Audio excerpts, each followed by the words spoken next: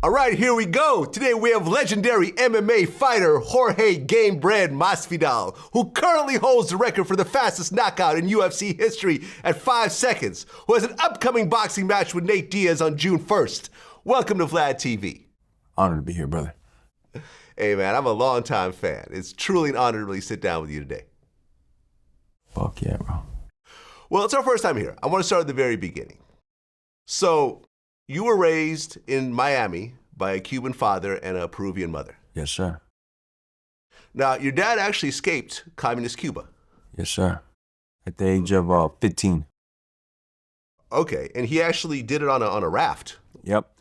Him, his best friend, and his best friend's uncle, they found some tire tractors, and they got the inner linings of the tire tractors, and they turned it into the raft, and they hit the high seas.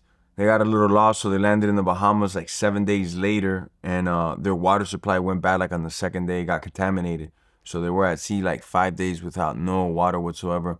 And they got to the Bahamas. From the Bahamas, he got extradited onto Miami, Florida, and began his journey as an American.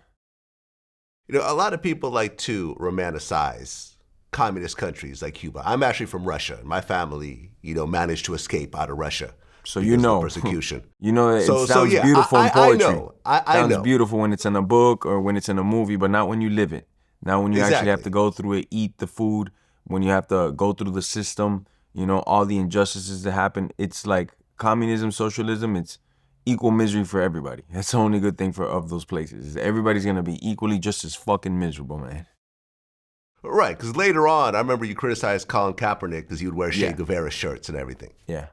No, and he'd go to Cuba a lot, and he'd get the royal treatment in Cuba, and he'd say, look at this great country as an example. Great country as an example. Do you know how many people fucking lost their lives? How many people just got killed by Che Guevara? How many people got their farms taken away, their houses, their buildings, their businesses, their cars, their jobs, because the Cuban government came in and said, hey, this is the states now. These cows right here that you've been raising your whole life and you were supposed to inherit to your kids, ours now. And you're going to take care of them. You're going to feed them. You're going to do everything. And if you touch these cows, we're going to put you in jail. And when we decide to split these cows up, we'll give you a little percentage of it. And like that, it went all across the board. My family lost wealth, all types of stuff. And mine's just one out of many. And then Kaepernick to wear that shirt in Miami is just a huge fucking sign of disrespect where most Cuban exiles have come to be, But obviously, that guy's never lived in a communist country. He couldn't go to Russia and live there. He couldn't go to Ukraine. He couldn't go to any of these places that are communist, Venezuela, and live over there. But he could sure, advocate for it because he's just a lost soul. He doesn't know what the fuck he's talking about, Well, your dad gets to the U.S. and he meets your mom. He has you. But at 4 years old, he ends up going to prison.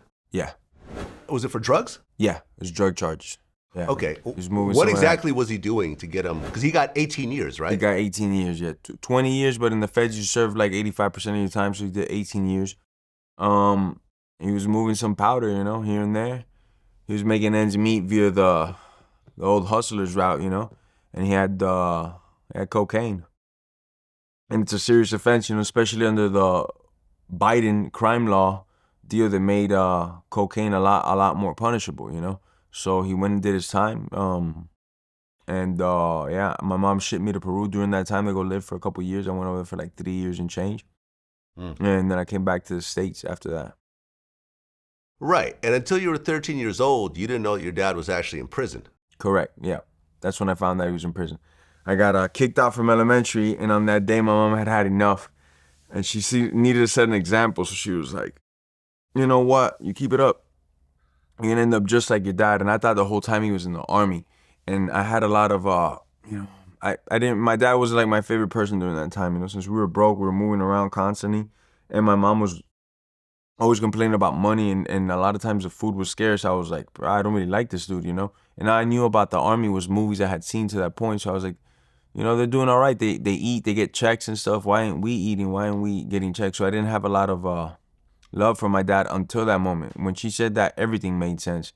And immediately after, I got to visit him, and we became best friends. What was it like seeing your dad, behind a glass wall? I mean, could you actually see him in person? No, in person. Visits? Yeah, it was physical contact. We were allowed to have physical contact. This is before Corona, thank goodness. Right. So, but he's still in a prison. It's still a very limited kind of interaction. Yeah. No, in the context limit, it's not like you could stand there and hug, or it's like you could hug initially, and then you gotta like separate and sit in the tables across from each other and stuff like that. It was like super surreal. It was, man, very traumatic experience in a good way, because I remember it still to this day, clear as day. The doors open up and I walk in there, and it's a room full of felons and convicts and guys that have been doing hard time, anywhere from 5 years to some of them doing life. And it's a different type of atmosphere. And I just remember waiting for my dad to go through his door, because the way the system works, we're waiting for him to show up there, because he still had to get like checked and stuff. And finally he came through the door, and I had no idea that it was him. And my mom was like, "That's your dad." And I'm like, "Are you sure?" He's like, "That's your dad. Trust me.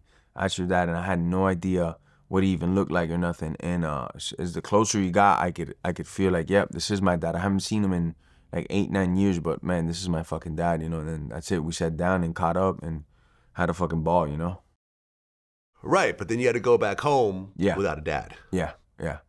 Right. So how many kids were there in the household? Me and my dad had another son as well. Okay, so 2 kids, Yeah, single but mom. we different mom. Didn't grow up with him or Oh, really okay. know too much of him, Okay, so a single mom and you. Yeah.